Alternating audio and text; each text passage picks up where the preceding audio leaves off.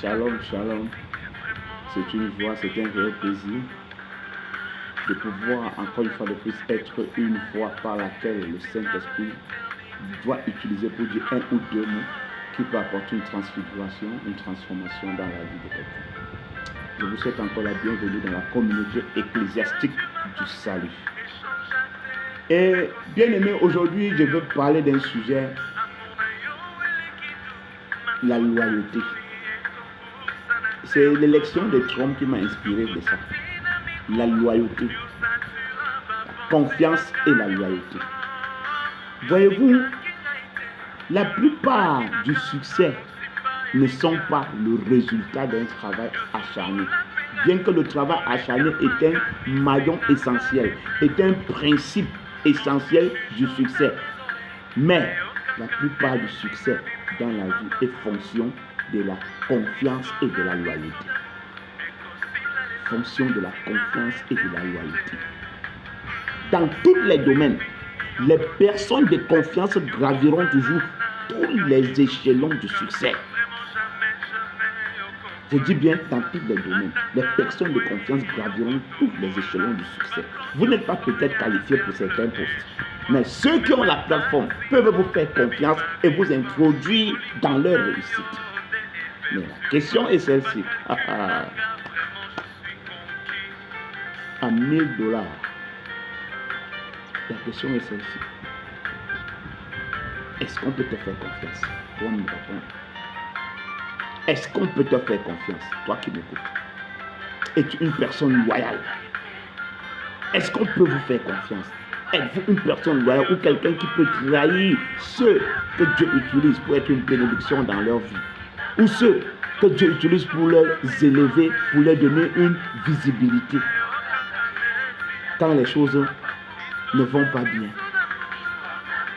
quand vous n'obtenez pas ce que vous vous attendez, est-ce que vous pouvez continuer à être loyal?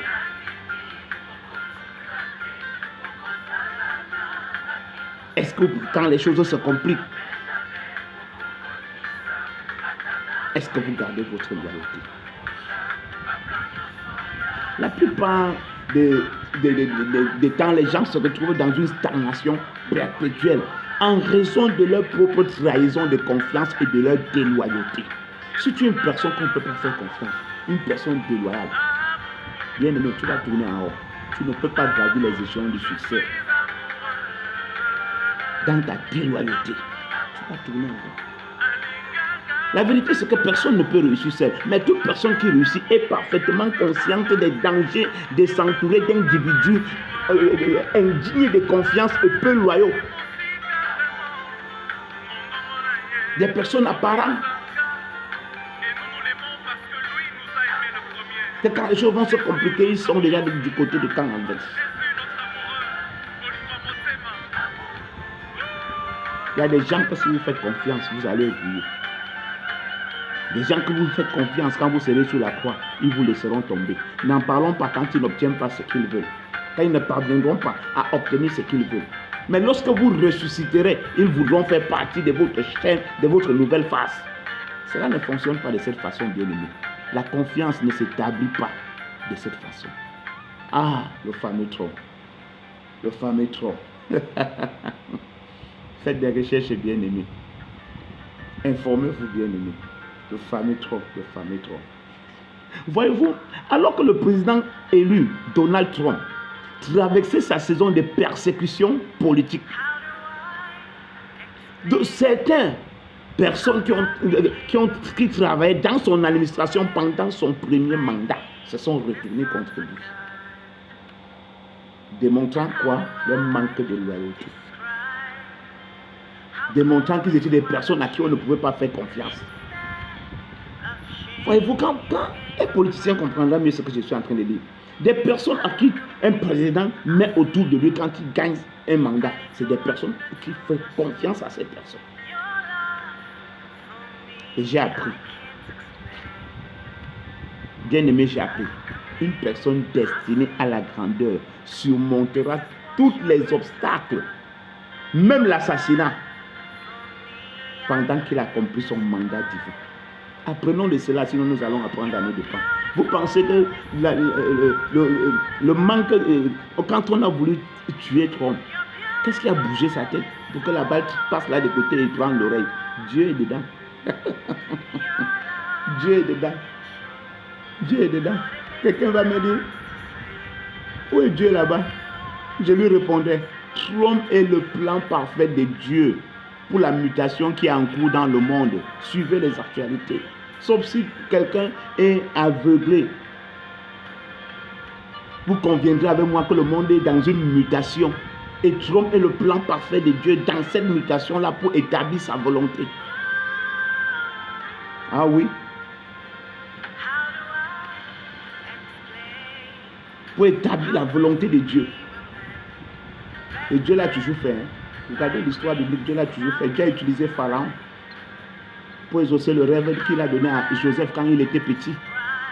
Dieu a utilisé le roi Cyrus pour mettre en avant un décret permettant au reste du peuple juif de retourner à Jérusalem et reconstruire le temple qui était en ruine. La liste est longue.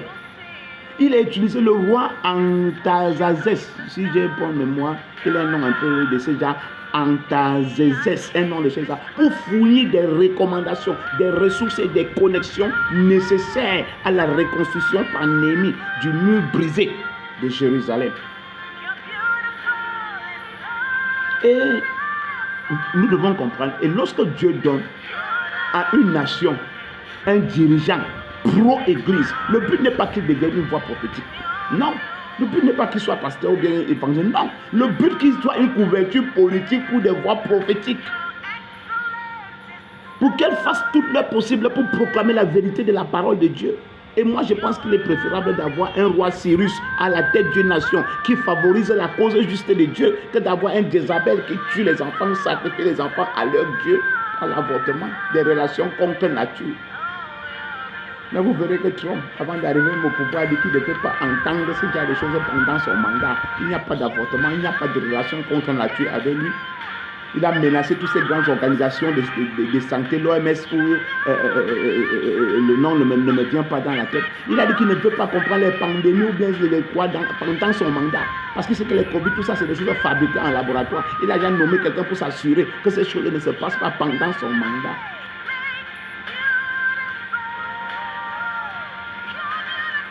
Dieu est dedans, mon frère. Et qu'est-ce que je voudrais, avant d'arriver sur toi, nous faire comprendre. Sois fidèle. Ne trahis pas ceux qui t'ont fait confiance. Ne trahis pas ceux qui sont des bénédictions dans ta vie. Sois une personne loyale si tu veux gravir les échelons du succès. Même quand cette personne est en train de porter sa croix, si cette croix va au calvaire, sois participant. Soyez loyal, soyez fidèle. Aux gens qui vous font confiance, ne trahissez pas cette confiance. Même si vous n'obtenez pas ce que vous voulez, restez fidèle. Dieu, c'est un Dieu mystérieux. Que la grâce de la loyauté et de la fidélité à travers cette vidéo te localise au nom de Jésus-Christ.